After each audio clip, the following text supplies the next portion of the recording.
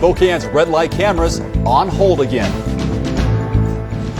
It's been in the works for more than a decade, but the plan to put cameras at Spokane intersections has hit another snag. For the first time, the city now says there will be photo red traffic cameras at Division and Francis, 2 of them.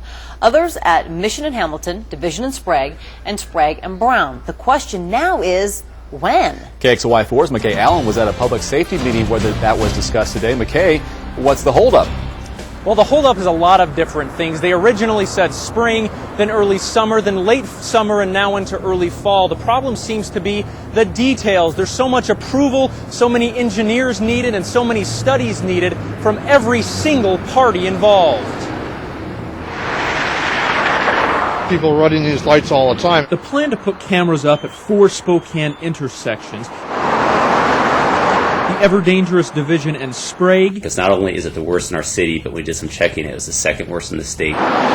Sprague and Brown, Division and Francis, and Mission and Hamilton was approved months ago. Been talked about for years. Of utmost importance to the police department to get this up and running. The engineers from the city and from the contractor in charge of the project, ATS, are still planning things. There's so many people involved in this process. Once construction starts, that'll take 10 days, then a 5-day test period, then a 30-day training period before any tickets will be handed out.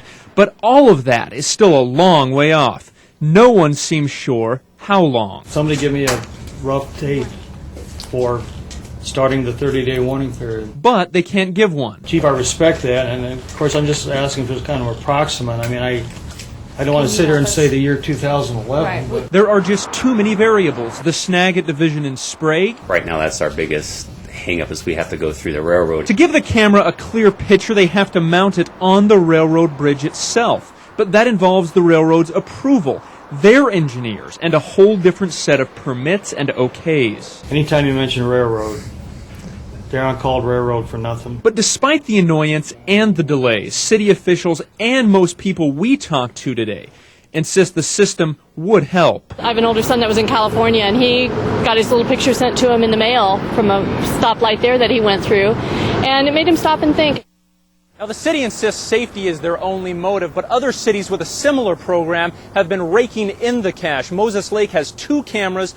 They're making about $100,000 a year. Seattle's making about $1.5 million a year off this system. Spokane estimates they'll make $190,000 a year or up. Reporting live in Spokane, McKay Allen, KXLY4.